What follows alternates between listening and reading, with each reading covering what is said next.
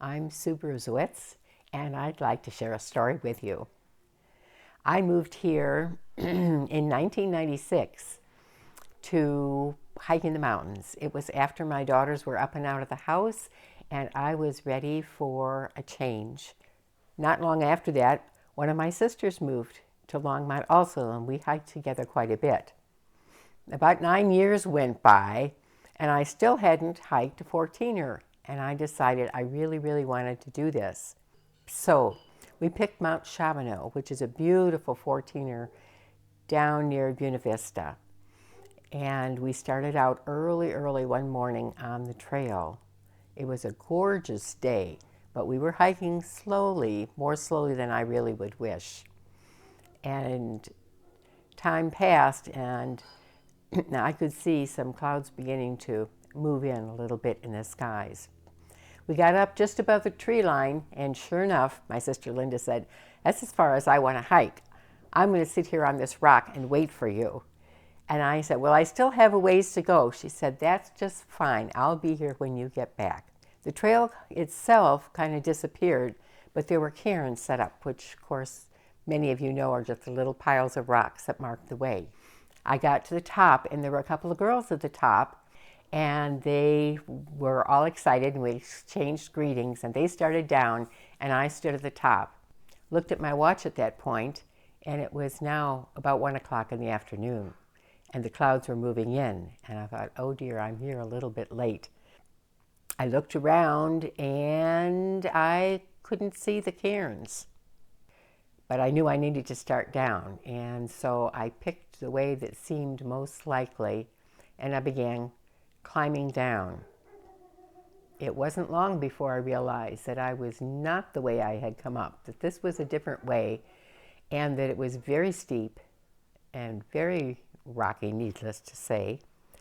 And I couldn't find my way back up because it was so steep. I was coming down at this point, what I call 5-point, using my hands and my feet and my backside, climbing from rock to rock as I came down. I knew I was on the wrong trail. I could see a long way below me, more rocks and green way below that. And my thought at the time was, well, just keep climbing down because eventually, I'm going to get down into some trees and I'll find my way out. As I continued climbing down through my rocky, and it was a gully I found myself in, and it was so steep I couldn't see really a way to go up behind me or up either side, so I figured, well, I just keep going down. In the meantime, my sister was sitting on her rock and waiting for me to come back down. And a couple of girls came by, and she said, "Did you see a woman hiking by herself?" And they said, "Oh yes, she was up at the top. We saw her." Linda waited and waited, and about 8 o'clock in the evening, because she had a long way to climb back down herself. Fortunately, she had the keys for the car. Eventually, I figured out that I was not going to be out of that gully for the night. I found a flat rock to sit on with a big rock in front of me to shield that wind. And I figured, well, Linda's down there and she's going to help me figure this out. So I sat there for the night. It rained off and on, and it was cold, and I didn't really sleep much. Long about the middle of the night, I heard some voices. I thought it was from down below in the trees, and I thought, oh, they're having a party down there. And I had this tiny little flashlight, which I had brought with me. Oh, it was only about so big, but it was very high powered, and I would flash it. Every time I heard them yelling, I would flash it, a little SOS signal.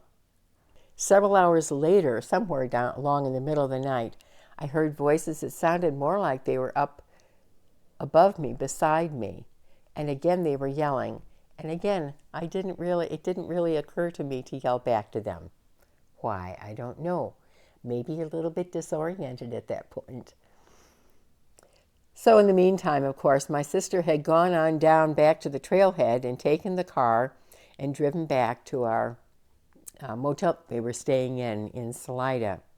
When she got to the front desk, she told the desk clerk, my sister didn't come down with me from the mountain. And he picked up the phone and he said, here, you call the sheriff, which she did.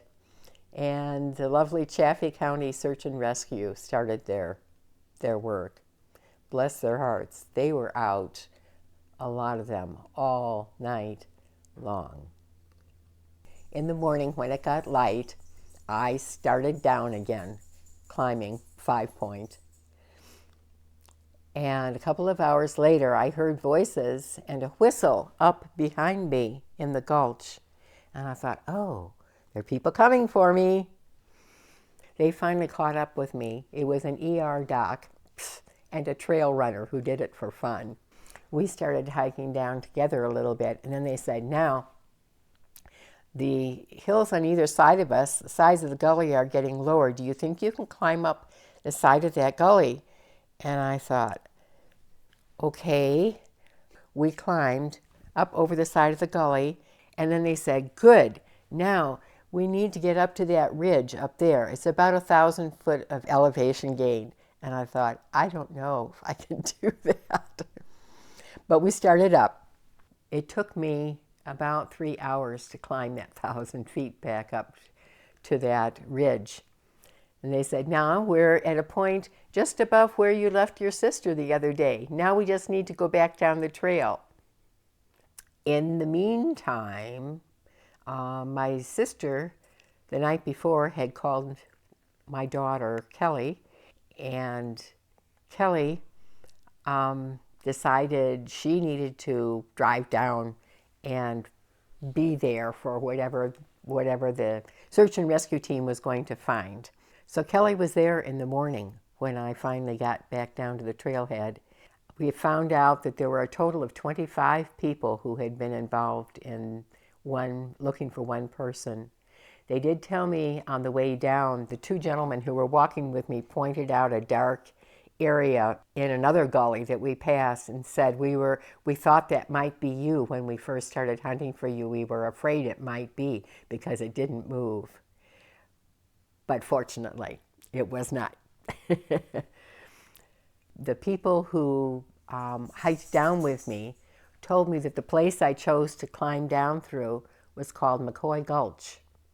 I looked it up on the map when I got home, and it said McCoy Gulch, dangerous and impassable. It turned out to be a really serendipitous, lovely experience with people who care a lot about other people and are willing to drop their lives when they're needed. And I have a great appreciation for all the people who do search and rescue, not just in Chaffee County, but everywhere.